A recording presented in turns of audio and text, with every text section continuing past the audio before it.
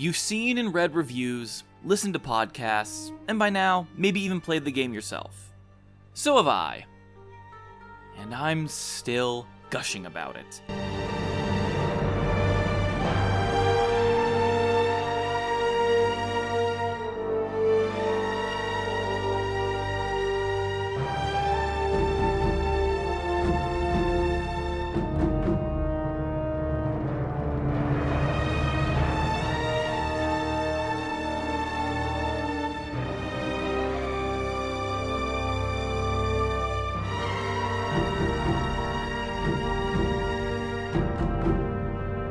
Ghost of Tsushima is the last big exclusive for the PS4, and even though it's the generation's last hurrah and it isn't The Last of Us, I still think it's a great game to end the Sony generation on, and in my dishonorable weeby opinion, it's the best game.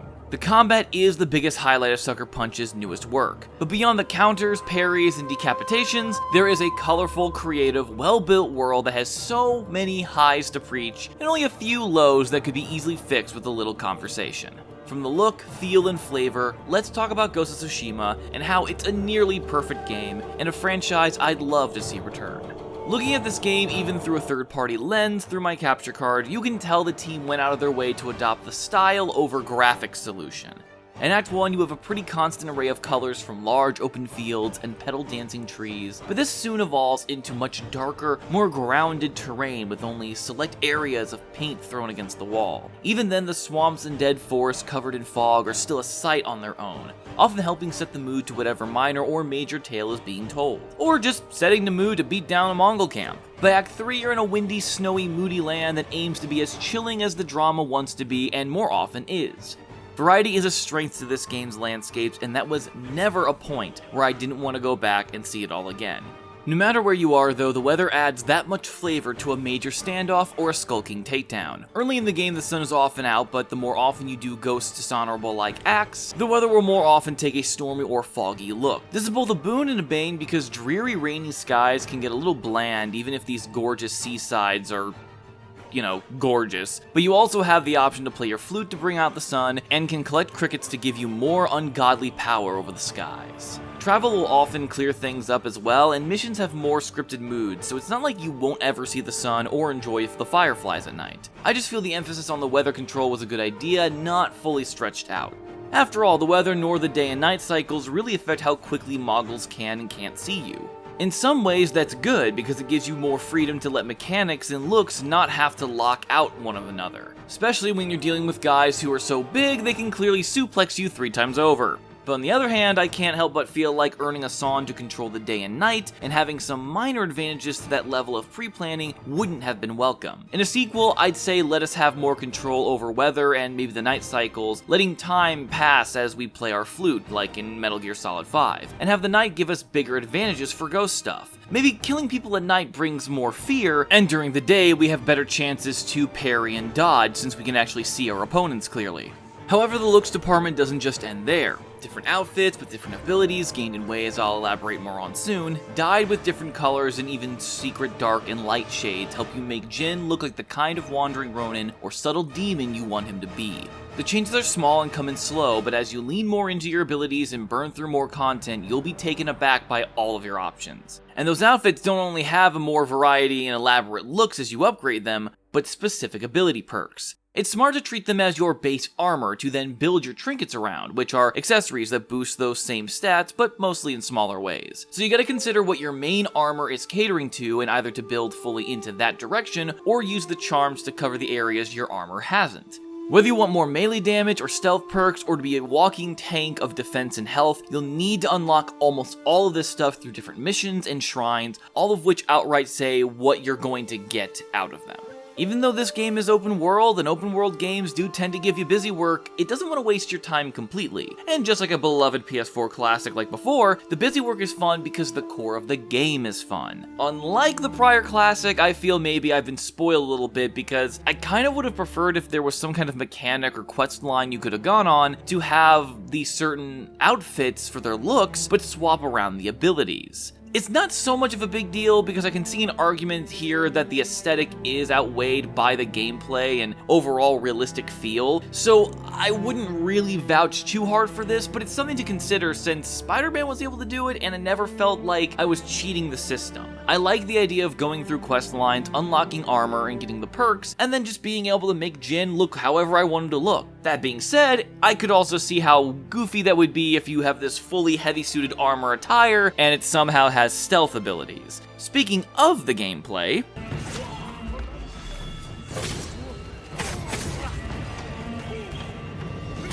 how could you not want this? It is probably the biggest part of the game to be both the most excited about and at the time when we were just seeing the previews a little worried about. Most of us wondered if the fights would consist of kung fu action bullshit where one character would attack you and the other stood by. We worried that stealth would make up a majority of the game and replace the combat entirely, and maybe the blend of the two styles just wouldn't mix very well. I myself worried we wouldn't be able to chop off heads and limbs.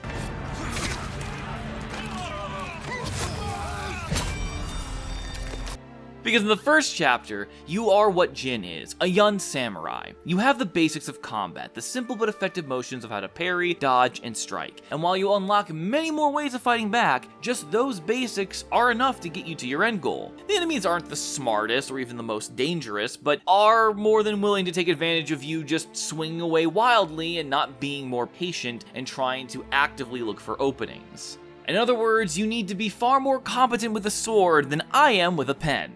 But if you're like me, you did all the side content, main content, mythic quest, and practiced, you'll unlock more skills and tools as mentioned before. So many ways of bringing fiery justice upon thine enemies. In fact, some have argued that there's too many options, and I can kinda see that. My playstyle by Act 2 was to go, be a sneaky boy, whittle down the number and spook the Mongols down to just a small handful, and then slap every ass cheek as it went by. So I stopped taking the more heroic callouts because while they are fun at first, they do usually leave me kind of wanting. They're fun, but you do it too often and the magic kind of goes away, and I am very bad at trying to insta-kill spearmen. Sneaking around in the tall grass was far more entertaining and effective, but with all these arrays of options, you could favor poisons, bombs, chimes, arrows.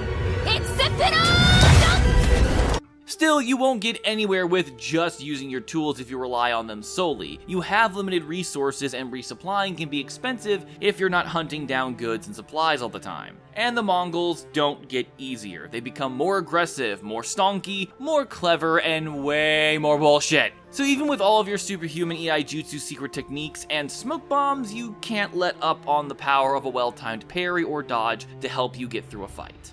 Of course, there's also the stances, which have the ability to help you do more stagger damage and break defenses on specific enemies, and you usually get those from stalking. Then you upgrade those moves to do even more damage, give you more options, more attacks in that same wheelhouse, and eventually you become so powerful you start coughing on your own. What I'm saying is that many games of this caliber and style have the same issue. You get too powerful by running so many quests and playing the game pretty much thoroughly, but I'd honestly prefer that. If I'm taking the time to unlock everything and build my perfect ninja samurai combat wet dream, I want to feel like an unstoppable badass because I had enough foresight to prep and train. I can't agree with too many of my contemporaries who call out the game for needing to be tougher. Sure, it can, and it'd be nice if there was a little more challenge even on normal difficulty, but I'd take semi-tough enemies that need prep time to completely curb stomp over enemies that can possibly cheese me throughout all of my plans. Where the game is lacking, unfortunately, that I cannot deny is the parkour and stealth. Most of the time climbing and rolling around is no problem, but you'll notice especially during the sections where you go to the shrines and jungle gym your way around to get to the secrets in Inari, some parts of the areas are unintentionally tricky. At first, and quite often, I wasted my time trying to climb rock faces that seemed plausible but turned out to be nothing. You get used to the clear markers, but I think something to see in the sequel is to allow way more areas to be climbable. Here, Jin is essentially starting the legend of the ninja as the ghost, so he's not a master thief or climber yet, but in the future as his teachings I assume get passed on, or at least get documented, they would also be expanded upon, allowing better, smoother, and more varied methods of climbing.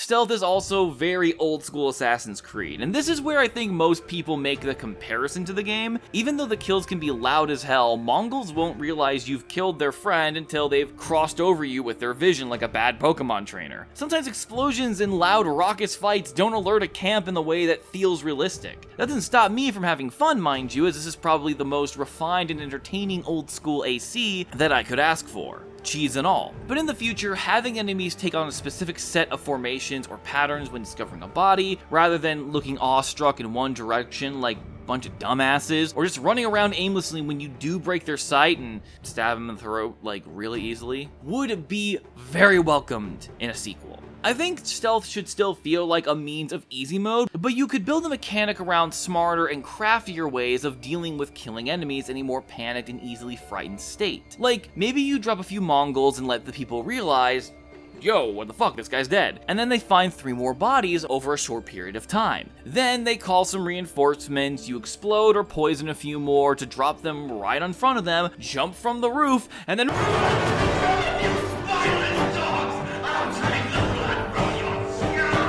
something like that. Stealth doesn't have to be the end-all of a situation, and while you can go full ghost, like how you could go full-on samurai, the game should lean more into the mixture because it's the best fun to have in the game in my opinion, and it also makes the most sense with the story. Speaking of story, overall I think the main plot is better than I think most people are giving it. Now I'm gonna be on my soapbox briefly, but don't worry, I'm getting to a point. At the end of the day, while it may not start out as a story of revenge, Ghost is about Jin's revenge on the Mongols and specifically Khotan Khan. He's killed his people, forced him into a more aggressive and dishonorable method of war, formed a wedge between his uncle and his teachings, and as you go further in, makes things far more personal. Jin's duty was to save his people and homeland, but by the end, he's lost his rank, his family, his friends, his identity. His family name is even stricken from its prestige to be lost to the ages. He is the last surviving member of the Sakai lineage. He becomes a ghost not just in actions, but in mind. Khotan remarked a few times how the samurai honor system in Code is so easily manipulated. But when one man can rally an army to forego those rules to do whatever it takes to stop an enemy with just as many scruples, to say none, he becomes a threat. And Jin hates this. He shows how much he doesn't want to do this, but would rather take on the burden than let innocent people die or lives be wasted in an effort to stick to some rigid system, especially one that the enemy will not respect.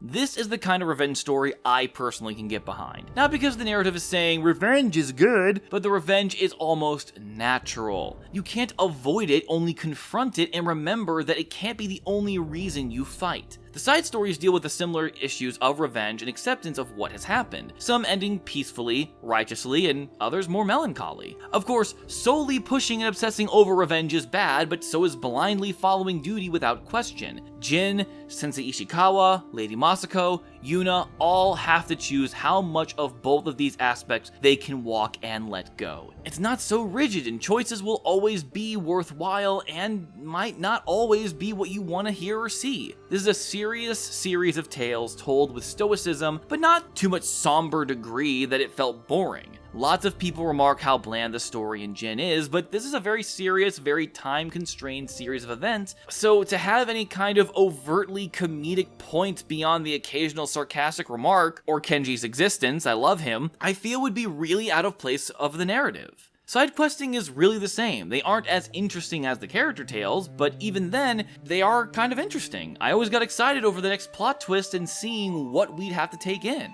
At worst, you get a tale of a Kappa killing an old man and just being a bunch of bandits, but other times you'd get more eerie adventures into a dark forest tracking down a series of murders, unsure where you even are, and even then, may not be something that turns out completely supernatural, but still has a little bit of mysticism mixed into the end. Honestly, this game needs more of those unexplained mystical elements. Like, that's really where this story is lacking. The mythic quests where you get your better armors and weapons and skills can be really hit or miss. One minute you're fighting off a samurai turned butcher, defeating him with such a display even the gods become enraged with him and strike him down. Or while tracking a cursed bow, you have to fight a Tengu demon while hallucinating a storm of crows, and when you win, there's no body. I don't care what anyone says, as far as I'm concerned, that was a fucking Tengu right there. But then there are others where it's just a person claiming to be a ghost from a clan that Jin's family eradicated. Some Ronin with some archetypes that even generic anime would laugh at, that never get fully expanded on. Rescue a monk from Mongols with nothing really mystical. There are so many good moments in this game that really leave me in awe of how they mix the fantasy with the reality. And even the stories that are just more brought down to earth do have a lot of mix-ups of, oh, you thought the story was this? Well, actually... So there is still a lot of fun to play with, and you don't always know what twists and directions any of these stories are going to take. The game's core is so fun that it doesn't matter what you end up doing, you still end up having fun. So it can get a pass this first time around. But for Sucker Punch to make a sequel, they've got to go more ham on the mythical, dancing around the reel, and allow more interactions and choice in the side quests. Borrowing from Dragon Age or Witcher would probably do this game well, not to the point of every decision you make channels into the next game, more just letting you have a more agency and connection with what's going on.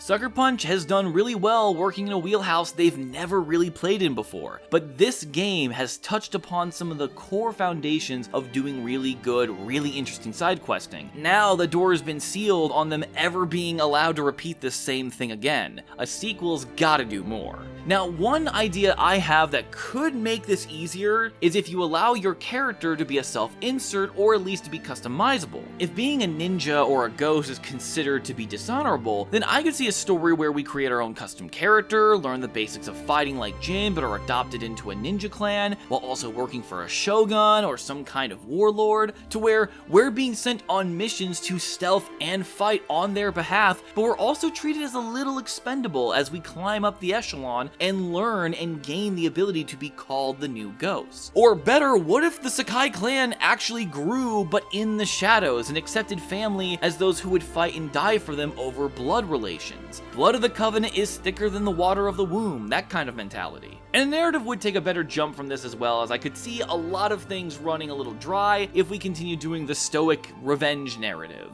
I know I just got done defending and praising the story, but that doesn't mean I'd want to have every Ghost game be the same duty, honor, revenge! That would get old way too fast. And with it being an open world game already, and the team not being afraid to dance with history a little bit, I think going into the more stranger in a new land narrative could lend itself to more self-made heroism and lean into that mysticism I was talking about.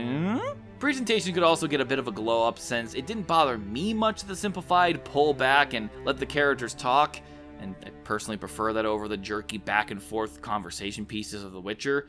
But not as many people were down for that, and I can understand that criticism. All games should find some way to make conversations and quest dialogue maybe a little more interesting. And even then, there's still a lot of things I didn't get into about this game, like the wind guiding your direction instead of having a minimap. Please keep that, please keep that, please keep that. How could this be? These were more the facets of the game that I adored and saw potential in, but I'm one chubby man on the internet, and my voice can easily be drowned out by the masses. Do you agree with the things I said? Do you prefer other aspects of the game getting more attention, or really don't think I know what I'm talking about? Then fight me in the comments! Stalk me and turn on the bell so it's easier to track me down. And if there's a game you'd like me to break down like this in the future, let me know. Socials are in the description below, and let's get a conversation going. My name is Basil, not the Arab, and while I may not be edible, I do hope you all think tasty.